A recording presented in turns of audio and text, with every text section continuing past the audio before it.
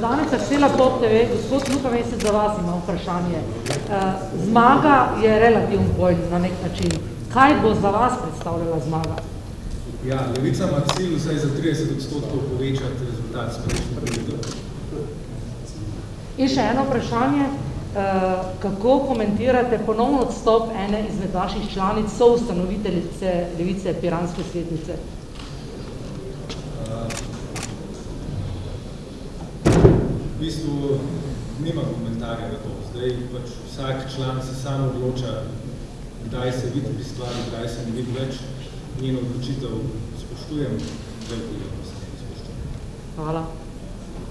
Lara, da še nekaj gospod Mesec, istočasno zdaj sprejema program na politični v Celju Nova Slovenija. Med vami vemo, kakšna je nekako odnos v zadnjih časih. Gospod Tonin je danes na kongresu predstavil, da se tako ostro nastopil proti vam, ker je škodljiv program, kot njihove oceni vaš za našo državo in ker vstajamo, da pridete v koalicijo, kako to? Ja, jaz upam, da pridemo v koalicijo, naš program je pa najboljši za to državo, za tem stojimo in zato smo danes tukaj. Ne bom imel polnega govora. Če bi, nekaj bom groznega rekel, če bi zbiral a govorite o Novi Sloveniji Toninu, če bi zbiral med Janšo in Toninom, bi zbral Janšo. Ker Tonin dela isto, ampak na vides v znaku civilizacije in tako naprej in tako naprej.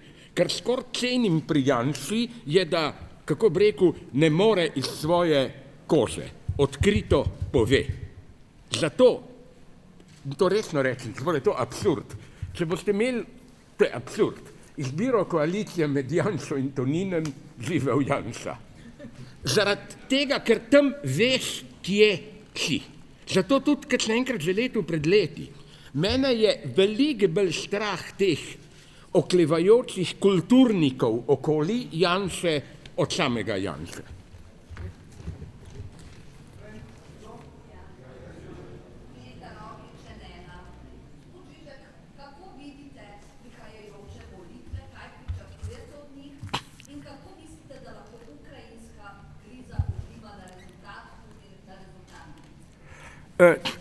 To sem že povedal, prosim, ustavite me, če sem predolg. A je bilo v tem, kar sem rekel, upam, ni bilo nobene nejasnosti. To se mi zdi en največjih absurdov in zlorab pri nas, to govoričenje o neki putinistični levici, ki je na tihem s Putinom ali kaj. Saj Putin sam jasno govori, kje je. Njegov glavni filozof je fašist, podpira neofašiste po Evropi. Ne mislim, da je novi Hitler, ampak njegova vizija je nek zmerno avtoritarni fašizem. Kako bo pa ta kriza vplivala, o tem sem pa probal govoriti. Kot vsaka kriza, tukaj se kako bi rekel, drugim Luko, omladičem, globoko strinjam. Seveda je vsaka kriza prilika, ampak to je tako, kot bi rekli, holokaust je bil prilika za državo Izrael. Je bil holokaust, ne? Tako je s to krizo, jaz bi rekel tako, vprašanje je, kdo si bo to krizo ideološko prisvojil. Zdaj s tem govorom, da je bil celo, se spomnite, pred par dnevi torkov protest, a ni en od Janševih rekel nekako tiho proputinovski, ali kaj? Kaj? Sam Janša, ja. To je absurd. A se zavedamo, dobro, bom tako rekel, Janšev najboljši zunanji politični prijatelj Orban. Poslali smo neke kalašnikove v Ukrajino. A se zavedate absurda? Prirodna pot bi bila, greš gor na Madžarsko. Op. Orban je blizu Putinu, zdaj smo morali narediti ovinek.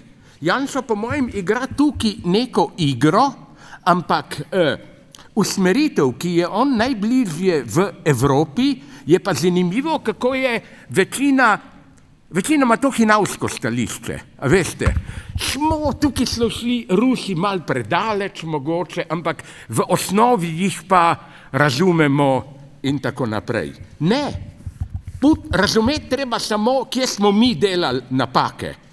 Razumeti Putina ne pomeni ga kadarkoli opravičiti. Tako da se opravičujem, če preveč govorim, odgovor na vaše vprašanje, v tem, ko sem končal s tem, v tem je naša izbira danes. Kako bomo reagirali na krizo. In tukaj, da ne boste rekli, da v Levici nimamo razlik, bom rekel nekaj groznega.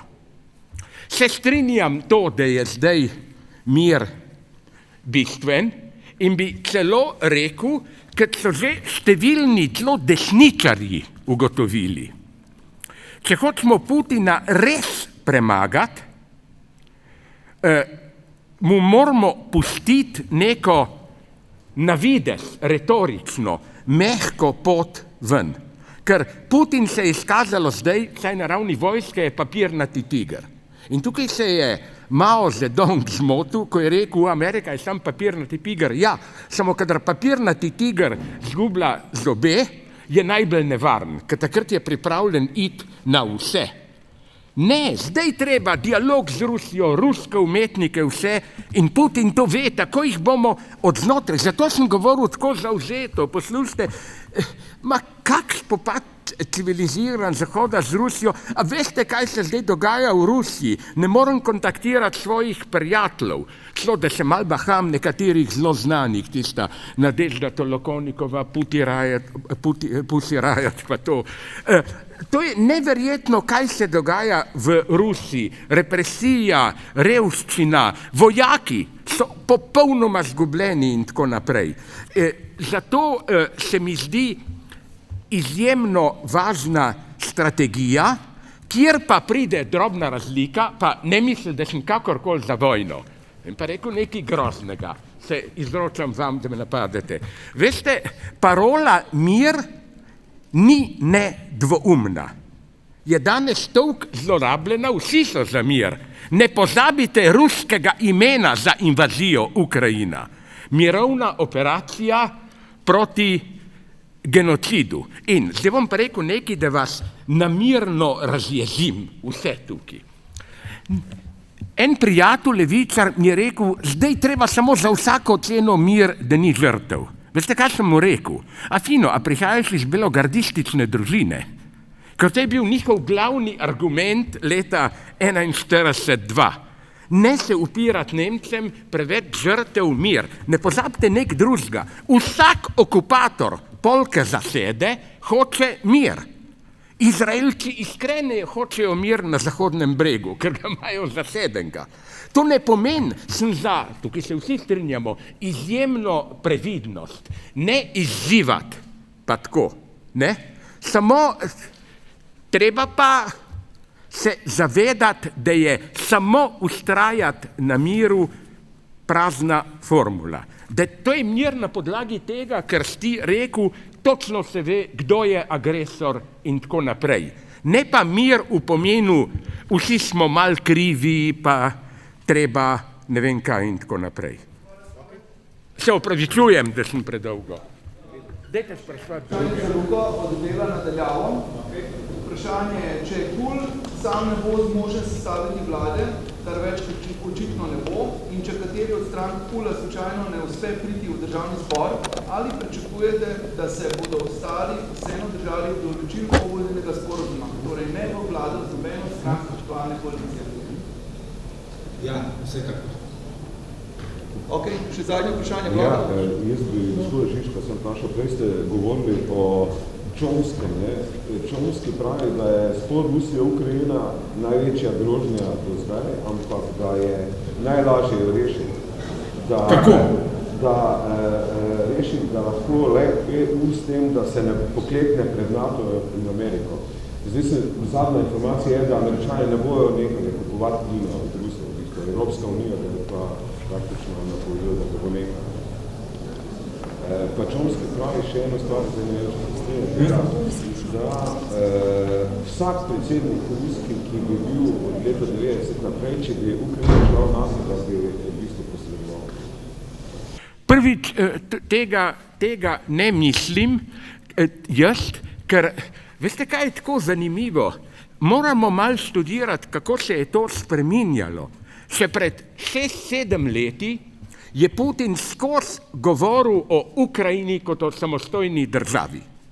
To sploh ni bilo dvoumno. On je sam trdil, tukaj so kršili sporazum tam, ampak ko so ga izrecno vprašali, kaj je Ukrajina z vas, je rekel, avtonomna država, ki in tako naprej. In bistveno vprašanje je, zakaj je Putin zdaj spremenil svoje stališče, kar se pa tiče teh ekonomskih ukrepov proti Rusiji, mi se pa strinjam s tistimi, ki pravijo, bom tako rekel, nekaj grozljivega, pa ne bom direktno govoril na vaše vprašanje. A se spomnite, kaj je Putin rekel neki drugi, tretji dan vojne? En intervju, se mi je zdelo nekaj izjemno obscenega. Je rekel, predlagal je ukrajinski vojski, da vrže oblast Zelenskega udar in da se bojo Rusi z njimi veliko lažje pogajali. Ja, mogoče ne bilo tako slabo, če bi se nekaj podobnega v Rusiji zgodilo. Jaz vedno bolj zaupam oboroženim silam kot norim politikom, ki jim ukazujejo. Tako da ja, ne vem zdaj konkretno, nisem še bral Chomskega, ampak sem za vse te pritiske na Rusijo in tako dalje, samo treba pa vseeno paziti, ne da preveč ne razjezimo Rusov, ampak koga ti ukrepi res prizadenejo.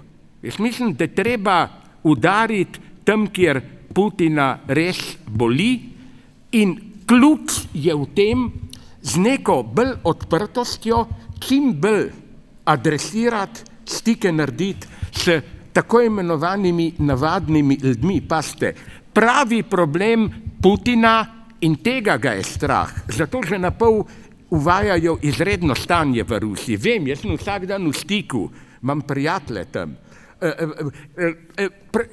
Kako bi rekel, če se bo ta povečati odpor v sami Rusiji.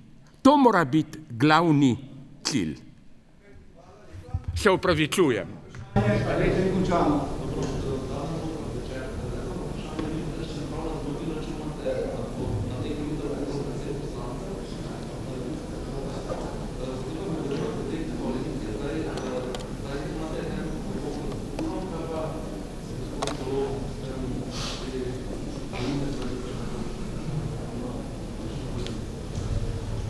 Ja, zdaj mi na te volitve gremo po čim boljši rezultat. Cilj, kot sem rekel, ki smo se ga zadali v svetu stranke, je, da prejšnjega izboljšamo vsaj za 30%.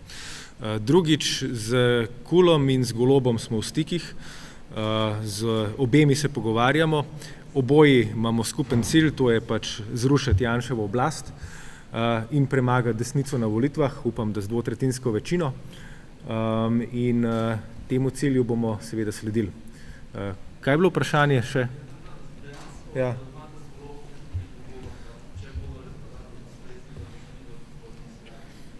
Z njim imamo dogovor, da se vidimo pač kot zavezniki v predvolilnem boju. Kako bomo po volitvah se z njim dogovorili, je pa stvar debate. Zaenkrat čakamo, da predstavi program in da se lahko začnemo konkretneje pogovarjati o tem, kje so stične točke in kje so problemi. Ja. Besedo.